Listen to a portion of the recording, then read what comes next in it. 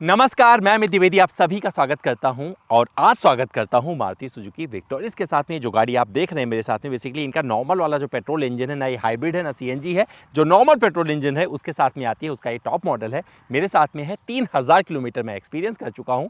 और आपको बता दूँ, जब विक्टोरिस लॉन्च हुई है नवंबर 2025 में, तब से लेकर मतलब सिर्फ 5 महीने में इसने 50,000 का आंकड़ा पार कर लिया। और सिर्फ एक बार छोड़ दिया जाए तो ये 10,000 से नीचे रही है दिसंबर 2025 में। बाकी टाइम 10,000 प्लस यूनिट की सेल कर रही है गाड़ी, और उसमें सबसे बड़ा कंट्रीब्यूशन है सीएनजी का। लेकिन अगर आप थोड़ा सा ऊपर उठें और पेट्रोल पर विक्टोरिस चलाने की सोचें, तो क्या विक्टोरिस एक जायज़ फैसला आपका होगा? जो मेरा एक्सपीरियंस है वो आपको बताने जा रहा हूं। ऑफ रोडिंग में अगर मतलब ख़राब रास्ते आ जाएं, ऑफ रोडिंग नहीं बोलूँगा, ख़राब रास्ते आ जाएं, तो ये उसका ऑटोमेटिक है, किस तरीके से परफॉर्म करता है, ओवरटेकिंग कैसे करता है, शहर में कैसे चलता है, और माइलेज कितना देता है, कंफर्ट कैसा मिलता है, बूट में कितनी जगह मिल जाती है। क्योंकि ये एक ऐसी गाड़ी है मारुति की जो एंट्री लेवल से ही आपको क्या मिल जाता है, यहाँ पर पावर टेल बूट मिल जाता है। तो भैया बहुत सारे फीचर्स से संपन्न इस गाड़ी में क्या वो चीज़ें हैं जो आपके उस सपने को पूरा करें जहां पर आप सीएनजी ना लेना चाहें और आपको विक्टोरिस पसंद हो, तो क्या आपको विक्टोरिस लेना चाहिए? तो इसका सीधा और सटीक जवाब आपको हमारे इस वीडियो में मिल जाएगा। तो चलिए शुरू करते हैं।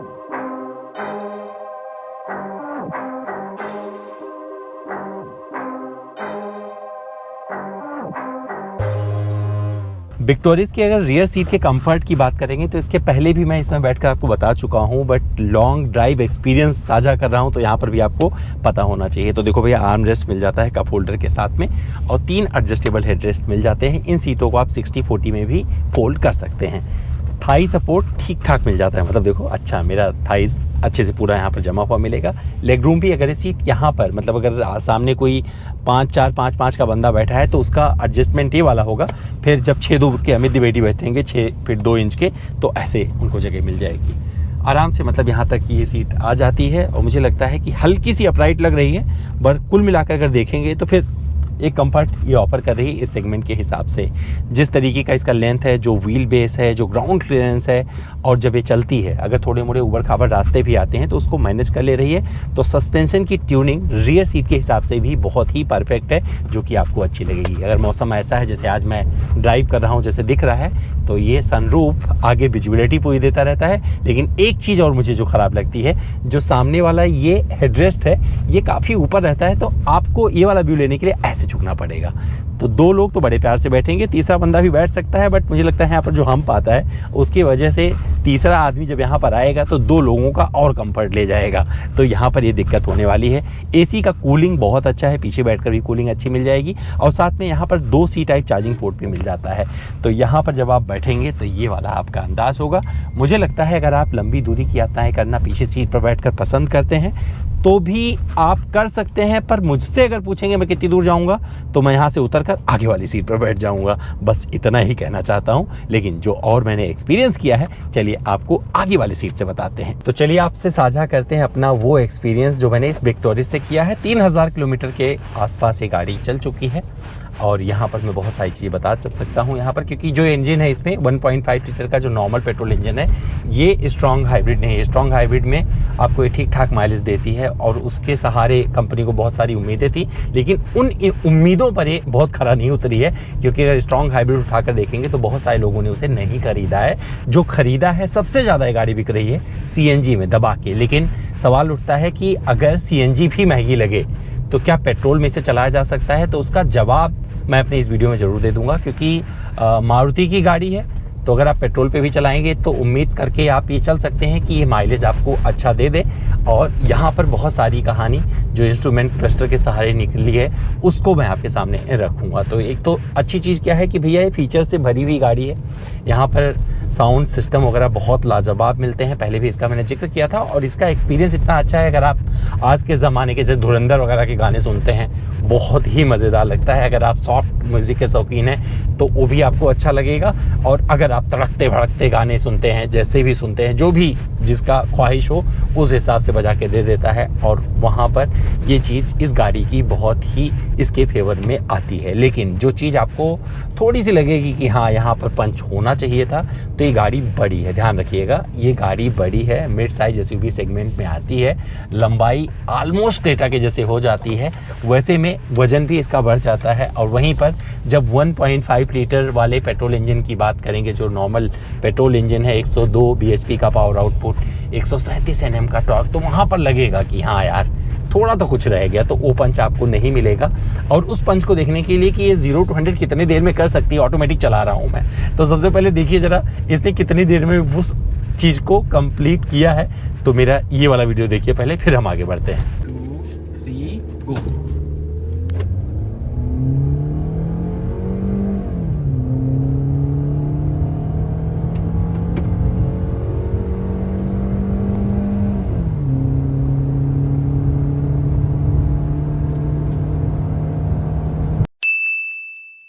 तो थोड़ा सा आपको स्लो लगी होगी, मतलब आपको फील आया होगा, लेकिन अच्छी चीज़ क्या लगती है, अब इस गाड़ी को अगर आप खरीद रहे तो 100% आपके जहन में होगा कि आपको बढ़िया माइलेज दे, क्योंकि आपको सिटी में चलाना है और सिटी में ही मैंने इस गाड़ी को ज़्यादातर जिया है। तो जो ये आपको ओडोमीटर पर नंबर नज़र आ रहे हैं, इसमें से मान के चलिए 75% में ये सिटी में ड्राइव हुई है। और वहाँ पर बता सकता हूँ ऑटोमेटिक वरदान है, और वो आपको बम्पर टू बम्पर ट्रैफिक में हमेशा सपोर्ट करेगा, कहीं से आप इससे डिसअपॉइंट नहीं होने वाले हैं। शिफ्टिंग वगैरह बहुत अच्छी है, और ये चीज़ इस गाड़ी की मुझे लगता है कि बहुत सारे लोगों को पसंद आएगी जिनको ऑटोमेटिक गाड़ियां ही लेनी थी।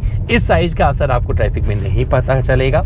टर्निंग रेडियस वगैरह बहुत अच्छा है, जब आप टर्न करेंगे तो थोड़ी कम दूरी लेते हुए ही ये मुड़ जाती है, तो वहाँ पर ये सही लगेगा। स्टीयरिंग फीडबैक भी अच्छा है और बहुत जल्दी करेक्ट हो जाता है। जैसे आप सपोज करिए यहाँ पर, जैसे मैंने इस गाड़ी को ऐसे मोड़ने के बाद में मैंने स्टीयरिंग से हाथ हटाया तो ये करेक्शन आ जाता है, बड़े टाइम से आता है, और मुझे लगता है साइंटिफिकली ये चीज़ बहुत अच्छी होती है अगर किसी गाड़ी में आपको मिलता है। तो ऐसे भी मारुति की गाड़ियों में अगर ड्राइविंग डायनेमिक्स में बात करेंगे स्टीयरिंग फीडबैक की, तो हमेशा अच्छा रहता है, वो यहाँ पर भी आपको मिलने वाला है।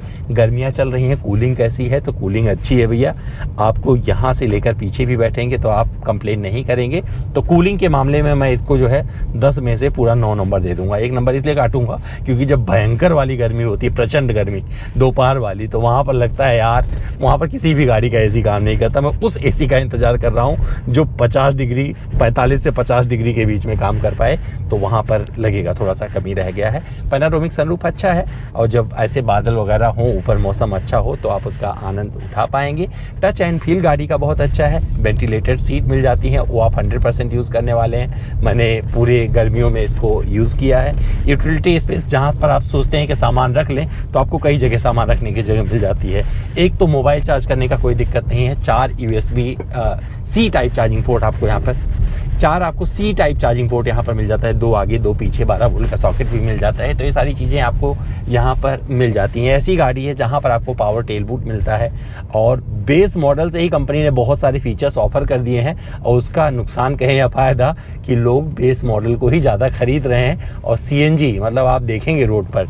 अब मैं आपसे जानना चाहता हूँ, क्या अभी तक आप क्या उन 70,000 80,000 लोगों में से हैं जो विक्टोरिस बिकी है, जो चला रहे हैं विक्टोरिस, तो आपका एक्सपीरियंस कैसा है, और आपने इस गाड़ी को CNG में ही क्यों खरीदा? अगर किसी ने स्ट्रॉन्ग हाइब्रिड में खरीदा है तो उसको क्या माइलेज दे रही है गाड़ी, वो भी बताइएगा। और अगर किसी ने इसके नॉर्मल पेट्रोल इंजन को लिया है तो वहाँ पर क्या डिलीवर कर रही है, वो भी बताइएगा, क्योंकि मैं यहाँ पर आपको बता रहा हूँ जो मुझे इसने माइलेज दिया है। तो भैया रेंज देख लीजिए, 13 से लेके 15 के बीच में सिटी में माइलेज देती है। अगर आप हाईवे पर चले जाएंगे तो 16 से 17 के बीच में आपको माइलेज मिल जाएगा। डिपेंड करता है कि आप ड्राइविंग कैसे करते हैं। यहाँ पर कुछ फीचर्स बहुत अच्छे हैं, जैसे अगर आपको पावर डोर ऑफ करना है तो उसको आप यहाँ से बंद कर सकते हैं। अगर आपको हेड अप डिस्प्ले नहीं चाहिए तो उसको भी बंद करके रख सकते हैं। पूरा यहाँ पर सेटिंग दिया गया है, आप यहीं से बटन के सहारे एडजस्ट कर सकते हैं। स्टीयरिंग व्हील इसका टिल्ट एंड टेलीस्कोपिक में मिल जाता है, पैडल शिफ्टर के सहारे ऑटोमेटिक में ये आपको सपोर्ट करने के लिए आई हुई है, तो ये भी एक बेहतरीन चीज़ है। और जब आप धूप वगैरह ज़्यादा हो और यहाँ पर इसे ऑन करेंगे तो ये थोड़ा सा दूर तक कवर करता है।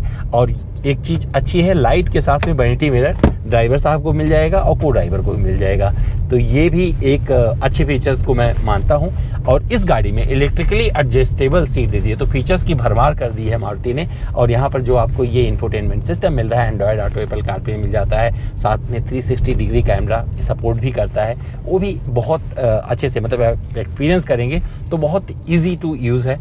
वो आपको ये भी एक पसंदीदा चीज़ हो सकती है जब आप इसे चला रहे होंगे, या आप बताना चाहें तो बता सकते हैं। और यहाँ पर जो मैंने एक चीज़ बहुत पहले एक्सपीरियंस किया था वो बताता हूँ। तो अगर आपको सहायता की ज़रूरत पड़ गई है तो ये वाला ऐसे हटाइएगा, एक बटन है यहाँ पर दिया गया है, दबा दीजिए, आपको 2 मिनट में सहायता मिल जाएगी। वो पूछ लेंगे भैया कि कहाँ पे, आपके लोकेशन भी बता देंगे। तो ये आजकल गाड़ियों में जो कनेक्टेड फीचर्स आ रहे हैं, खास करके जो SOS के बटन आ रहे हैं, ये एकदम वरदान साबित होते हैं कई जगह पर। अगर आपको ज़रूरत पड़ जाए तो ये सब भी आप यूज़ कर सकते हैं। तो यहाँ पर सेफ्टी के लिहाज से 6 एयरबैग स्टैंडर्ड और जो स्टैंडर्ड सेफ्टी फीचर्स होते हैं वो भी आपको मिल जाते हैं। तो इसमें आपको कोई प्रॉब्लम नहीं होगी। अगर आप फीचर्स के शौकीन हैं तो फीचर्स की भरमार इस गाड़ी में आपको मिलने वाली है। तो कनेक्टिविटी वगैरह देख लीजिएगा, एलेक्सा वगैरह आप पूरा यहाँ पर उसका भी यूज़ कर सकते हैं। तो जब आप खरीदेंगे तो उसके कनेक्शन के साथ में आप इंटीग्रेट कर सकते हैं। तो ये सारी चीज़ें मिल जाती हैं। वायरलेस चार्जिंग का सुविधा यहाँ पे मिलता है और ये थोड़ा सा फास्ट चार्ज करता है। मैं थोड़ा सरप्राइज हुआ था देख के, बट मुझे अच्छा लग रहा है क्योंकि जब आप इसे यूज़ करेंगे तो वहाँ पर आप इसकी तारीफ़ करेंगे और ये 100% आपको अच्छा लगने वाला है। इस गाड़ी में पावर को अगर छोड़ दिया जाए तो फीचर्स की भरमार मिलेगी। और अगर आपको बहुत सारा माइलेज चाहिए तो स्ट्रॉन्ग हाइब्रिड की तरफ बढ़ना चाहिए। लेकिन वहीं पर सवाल उठता है, क्या मारुति अपनी इस गाड़ी में से अगर CNG निकाल दे तो क्या लोग इसे पसंद करेंगे? तो उसका जवाब होगा कि भैया जवाब मैं नहीं दूंगा, क्योंकि मुझे पक्का पता है बहुत सारे लोग इस गाड़ी को पैसा बचाने के लिए CNG के साथ यूज़ कर रहे हैं। क्योंकि जो अंडर बॉडी टैंक आया है ना, एकदम नीचे लग जाता है, उसका पूरा बेनिफिट लोग ले रहे हैं और इस गाड़ी को आंख बंद करके खरीद रहे हैं। तो जितने मैंने कस्टमर रिव्यू किए हैं उनकी अगर आप बातें सुनोगे ना, लिटरली आपको समझ में आ जाएगा कि ये गाड़ी CNG में लोग इतना पसंद क्यों कर रहे हैं। और ज़्यादा दिन दूर नहीं है जब 1 लाख का ये नंबर पार कर जाएगी। और मुझे लगता है आप में से भी बहुत सारे लोग बैठे इंतज़ार कर रहे होंगे कि भैया CNG में विक्टोरिस ही खरीदना है। अपनी कीमत को जस्टिफाई करती है। जिस तरीके से कीमत को इन्होंने शुरू किया था, शुरुआती कीमत 10.5 लाख रुपए के आसपास से होती है और टॉप वेरिएंट लगभग 20 लाख के आसपास जाता है।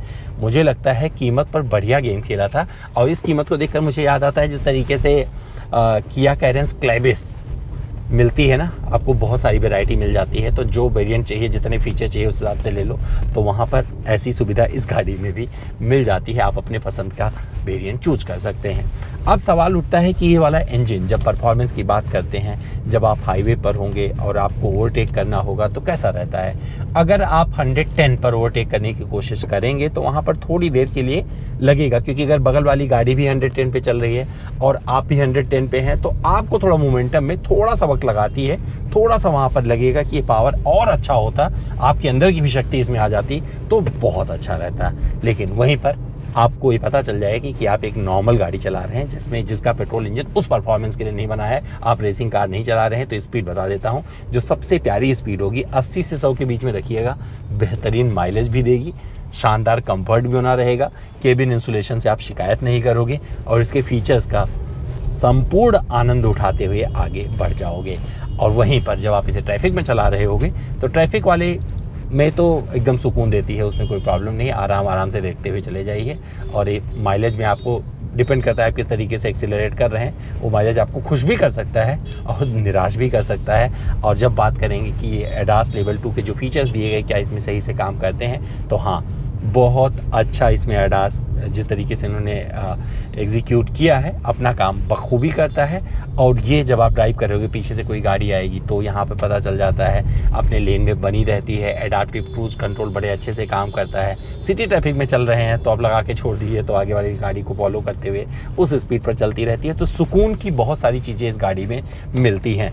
और माइलेज ऑलरेडी आपको बता दिया है। तो मुझे लगता है इस गाड़ी में अगर आप पूरे सेगमेंट को उठाकर देखेंगे, क्योंकि वहाँ पर एक से बढ़कर एक गाड़ियाँ मिल जाती है। क्रेटा ने अलग बवाल मचा रखा है। तो क्रेटा ने उस प्रीमियम सेगमेंट में बवाल मचा रखा है और इसने एंट्री लेवल, जहाँ पर बेस मॉडल की बात की जाती है, थोड़े से ऊपर 1-2 वेरिएंट की और बात की जाती है, वहाँ पर इसने गदर काट रखा है। तो इस गाड़ी में बहुत सारी ऐसी चीज़ें हैं जो लोगों को पसंद आ रही हैं और ये खूब बिक रही है। लेकिन अभी भी बहुत सारे लोग जो चाह रहे हैं कि भैया इसके लिए 20 लाख रुपए खर्च करें, तो उन्हें सोचने के लिए मजबूर इसलिए होना पड़ेगा क्योंकि ये मिड साइज SUV सेगमेंट भरा पड़ा है अच्छी गाड़ियों से, जहां पर अब डस्टर जैसी भी गाड़ियां आ गई हैं जो अपने परफॉर्मेंस, बेहतरीन इंजन से आपको कहीं से डिसअपॉइंट नहीं करेंगी। तो भैया यहाँ पर आपको एक स्मार्ट हाइब्रिड सिस्टम मिलता है। जैसे मैं रुका तो गाड़ी बंद हो गई। बट गर्मियों में जब चला रहे होंगे ना तो मन करेगा कि इसको ऑफ़ कर दें, और ये ऑफ़ करने का आपको फ़ायदा भी होने वाला है। तो भैया हमारे इस वीडियो में फ़िलहाल इतना ही, जो मैंने एक्सपीरियंस किया था वो आप तक पहुंचा दिया है। तो अब मैं आपसे चलते चलते सवाल करूंगा कि अगर आप विक्टोरिस चला रहे हैं तो विक्टोरिस आपको क्यों पसंद है, सीएनजी में कितना आपको माइलेज दे रही है अगर आपके पास में सीएनजी है, और अगर आप इनका नॉर्मल पेट्रोल इंजन चला रहे हैं उससे कितना माइलेज निकाल रहे हैं, अगर स्ट्रॉन्ग हाइब्रिड चला रहे हैं तो उससे कितना माइलेज निकाल रहे हैं। मैंने तो माइलेज बता दिया है क्योंकि मैंने इसके पहले भी माइलेज टेस्ट किया था, उसका डिटेल वीडियो आपने देखा था।